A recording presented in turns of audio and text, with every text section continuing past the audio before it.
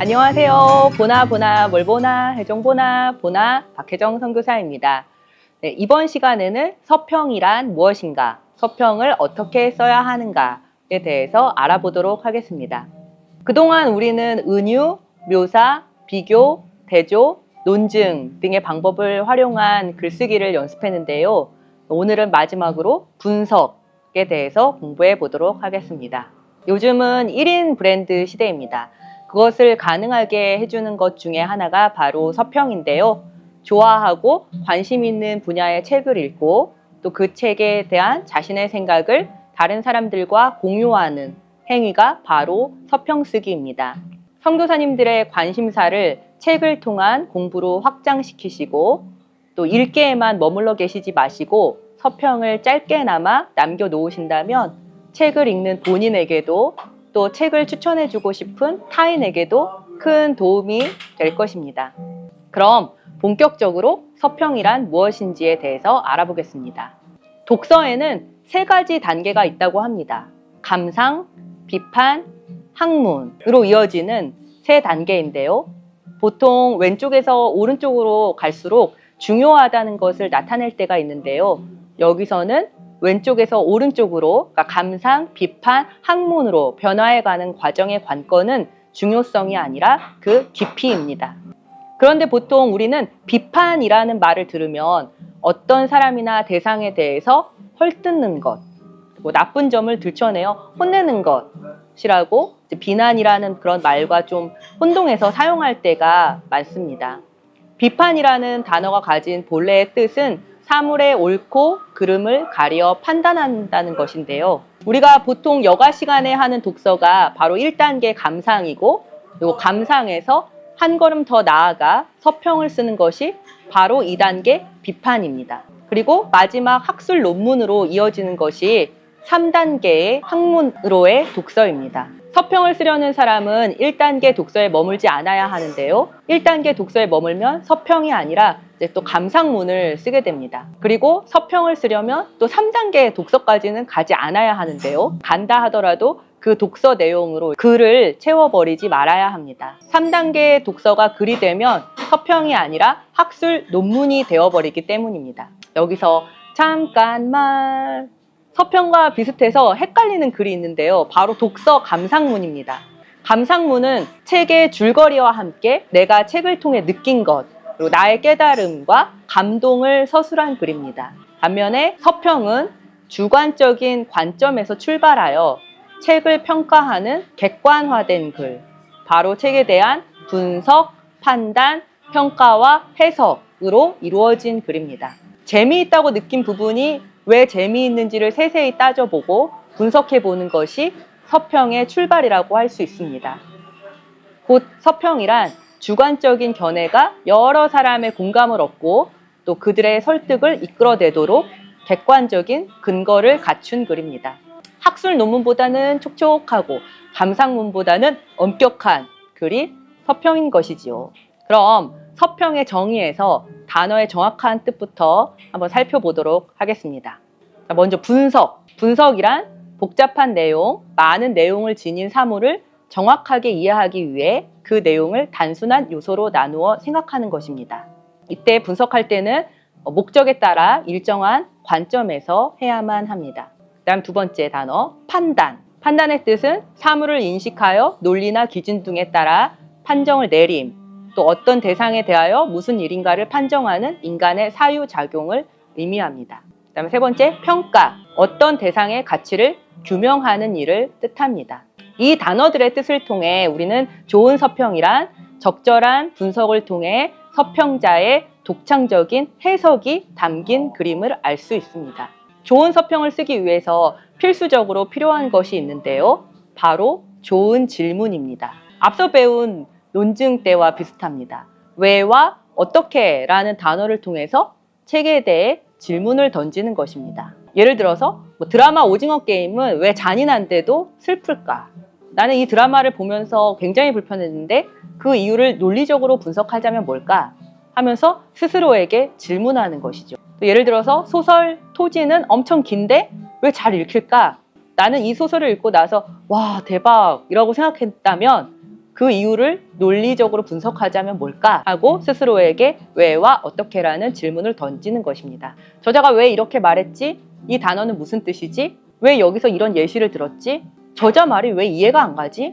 아니, 저자 말이 왜 충격적이지? 저자 말에 왜 쉽게 동의가 되지? 아니면 안 되지? 아니면 저자 말에 왜 내가 괜히 찔릴까?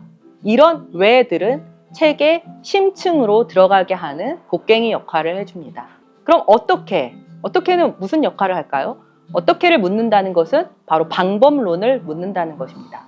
작가가 책을 서술한 방법, 표현한 기법, 구조적 장치, 활용한 자료 등등은 왜가 아니라 어떻게를 통해 접근할 때 효과적입니다. 많은 사람들이 서평에는 책의 내용, 핵심, 성격, 다시 말해 내용적인 측면만을 다룬다고 오해하는데 그렇지 않습니다. 서평에는 그 책의 탄생 비화, 탄생 과정, 당대의 존재의, 현재의 존재의, 장정, 표구, 사파, 도표, 형식, 문체, 단어, 이미지, 기법 등까지도 모두 포괄합니다. 서평에서는 내용적인 부분만이 아니라 형식적인 부분도 다루어 주어야 합니다. 이 질문들에 대한 대답이 바로 분석이 되는 거죠. 분석을 통해서 책에 대한 독창적인 의견, 즉 해석에 다다르게 됩니다. 해석은 4가지 역할을 합니다. 첫 번째, 보이지 않는 혹은 숨겨져 있는 실체를 끄집어내어 우리에게 보여주는 역할을 합니다. 우리가 못 보고 놓치고 있는 것은 무엇인지를 파악하는 것이죠. 그리고 두 번째, 책의 상황과 또 지금 시대의 삶을 비교함으로써 무엇이 같고 무엇이 다른지 파악해내어서 책과 현실을 연결하게 해줍니다. 그리고 셋째, 책의 주장을 알기 쉽게 설명하고 거기에 덧붙여서 자신의 주장을 하나 더 얻는 작업을 함으로써 독자를 설득하기도 합니다. 넷째, 세밀하게 관찰하는 행위로 시작하여 대상 텍스트에서 핵심 키워드를 뽑아내고 또 그에 따라 인물들이 어떻게 생각하고 행동하는지를 관찰하면서 그 결과를 도출해내도록 합니다. 이렇게 좋은 질문으로 좋은 분석, 또 좋은 해석이 나올 수 있습니다. 그때 비로소 좋은 서평이 되는 것이지요.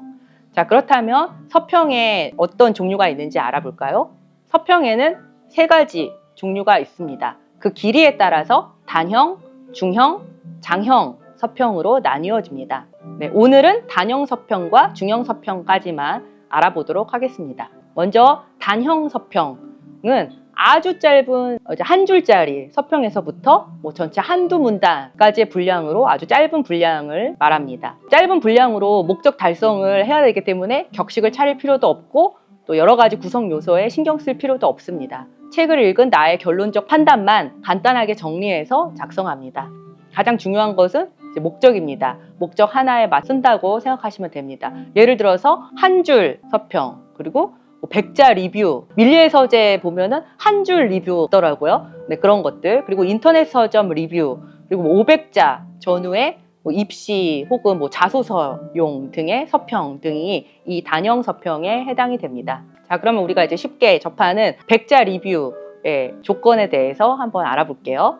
좋은 100자 리뷰의 조건은 다음 2가지만 충족시켜 주시면 되는데요. 첫 번째는 구체적인 자기 경험 혹은 상황에 대하여 제시해서 이해도 및 공감도를 높입니다. 그리고 그냥 좋다, 나쁘다가 아니라 특히 어느 면에서 도움이 된다, 좋다, 아쉽다, 나쁘다라고 적어서 유용성을 내용으로 삼아 책에 대한 정의를 시도해 보는 것입니다.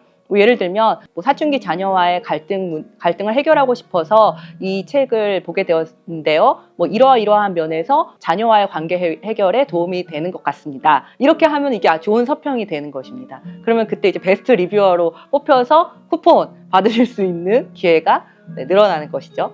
그다음에 이제 두 번째, 중형 서평으로 들어가 보도록 하겠습니다. 중형 서평은 A4 기준으로 1장에서 2장 이내 분량이 여기에 속합니다. 분량이 좀 어느 정도 길기 때문에 자연 발생적인 글로 썼다가는 이제 목적도 만족시킬 수가 없게 됩니다. 이런 중형 서평부터는 서두, 중간, 결말이라는 구조도 생각해야 되고요. 또 어디에 무슨 내용을 배치하면 좋을지도 고민해야 합니다. 대중적이면서도 잘 읽히면서도 막 쓰지 않은 글, 알고 보면 구성 요소들이 잘 갖춰져 있는 글이 바로 여기에 이제 해당이 됩니다. 예를 들어서 블로그에 올리시는 블로그용 책 리뷰, 그리고 온라인 서평단의 리뷰, 그리고 또 중고등학교 뭐 학생들이 많이 하는 서평 대회용으로 내는 그런 이제 서평 등이 있습니다. 특별히 요즘에 블로그 운영에 대해서 이제 관심이 많으신 분들이 계실 텐데요. 블로그 서평도 목적이 무엇이냐에 따라서 그 성격이 달라지는데요. 예를 들어서 그냥 좋아서 하면 나의 흥미와 감상을 적어둔 감상 공간으로 블로그가 활용되고요. 그다음에 개인적 독서 기록의 누적을 위해서라면 또 블로그는 뭐 추후 망각하지 않기 위한 독서록의 그런 역할을 하게 됩니다.